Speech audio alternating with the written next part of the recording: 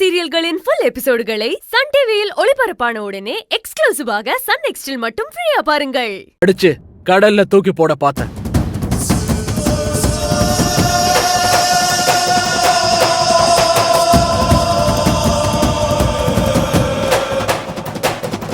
நான் பாட்டுக்கு செவனேனிய வழியில போகும்போது எதுக்கு தேவையில்லாம இவன் குறுக்க வரான்? இப்ப கூட உங்க மகனை நான் கொல்லணும்னு வரல. என் கலைவாணி இங்க இருக்கா, அவளை தேடிதான் நான் வந்தேன். இங்க பாருங்க, உங்களுக்கும் எனக்கும் எந்த சம்பந்தமும் இல்ல. கலைவாணி என் டார்லிங், அவளை என் கூட அனுப்பி வச்சிருங்க. நான் பாட்டுக்கு போய்கிட்டே இருக்கேன். டேய், பேசிட்டியா? இல்ல இன்னும் பேச வேண்டியது இருக்கா? நீ பேசுனத நான் பொறுமையா கேட்டுட்டு இருந்தேன்ல, இப்போ நான் சொல்ல போறத நீ கேளு. அப்பதான் உன்னோட முட்டாள்தனம் என்னன்னு உனக்கே புரியும். அறிவு கட்டம் முட்டா பயல, உங்க அக்கா மக கலைவாணிக்கும் எனக்கும் எந்த சம்பந்தமும் இல்லடா. சொல்ல போனா அவளை நான் பார்த்தது கூட இல்ல. கற்பனையில கூட அவ எப்படி இருப்பான்னு எனக்கு தெரியாது. நீ அதான் ஏதோ கற்பனை பண்ணிக்கிட்டு என்கிட்ட பிரச்சனை பண்ற. நானா கற்பனை பண்ணிட்டு பிரச்சனை பண்றதுக்கு நான் என்ன பைத்தியக்காரனா? எங்க அக்கா பொண்ணு கலைவாணி யாருன்னு தெரியாத மாதிரி எல்லாரும் நல்லா நடிக்கிறீங்க. நீங்க யாரு, உங்க ஜாதகம் என்ன, எல்லாமே எனக்கு தெரியும். எங்க மாமா மாணிக்கத்தை உங்களுக்கு தெரியாது?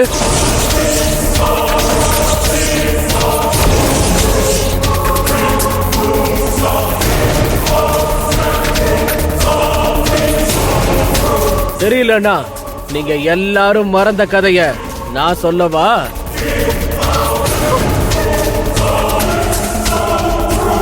மாணிக்கத்தை தெரியாதுன்னு நாங்க சொல்லவே இல்லையே. அவன் என் நண்பன், அவ்வளவுதான்.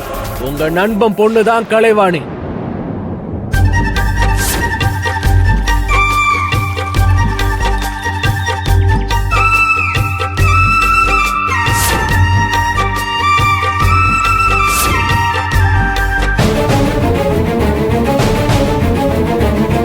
உங்க மகனுக்கு கட்டி வைக்கிறேன்னு வாக்கு கொடுத்தீங்களே, வாக்கு.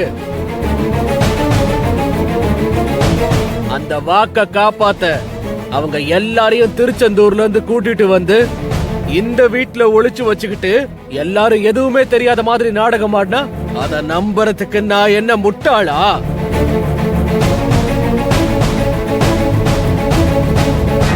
இவன் சொல்றதெல்லாம் வச்சு பார்க்கும்போது செழியன் தான் என்ன அப்பா அம்மா எல்லாரையும் இங்க கூட்டிட்டு வந்திருப்பாங்கன்னு ஒரு அனுமானத்துலதான் தேடி வந்திருக்கான்.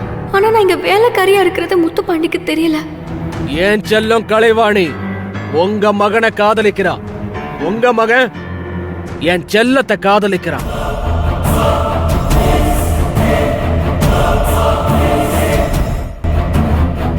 அம்மி, இவன் என்ன இவ்வளவு பெரிய குண்டா அசால்ட்டா தூக்கி போடுறான்?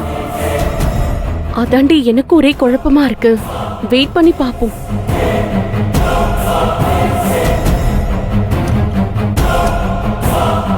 அம்மா, இவன் சொல்றத நீங்க நம்புறீங்களா? இல்லடா, என் புள்ளைய பத்தி எனக்கு தெரியாதா? இவனை கொண்டு போய் மென்டல் ஹாஸ்பிட்டல்ல தான் சேர்க்கணும். இவ்ளோ நேரம் ஒரு பைத்தியக்காரன் கூட பேசி என் டைமை வேஸ்ட் பண்ணிட்டேன். யாரு பைத்தியம்? உண்மையை சொன்னா நான் பைத்தியமா?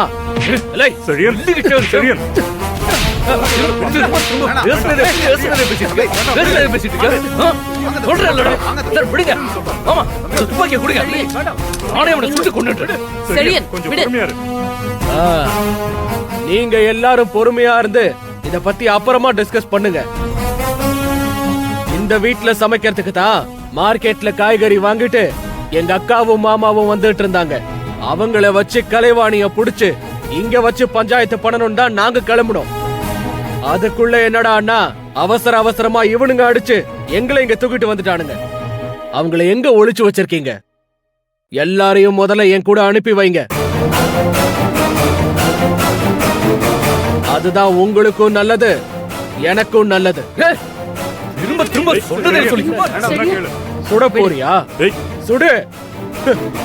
ஆனா உண்மையை மறைச்சு மட்டும் நடிக்காதீங்க. நீங்க எல்லாரும் திருச்செந்தூர்ல இருந்து சென்னைக்கு கிளம்பி வந்த அடுத்த நாளே எங்க மாணிக்க மாமா உங்க வீட்டுக்கு வந்து செழியனுக்கும் கலைவாணிக்கும் கல்யாணம் பேசினாரா இல்லையா?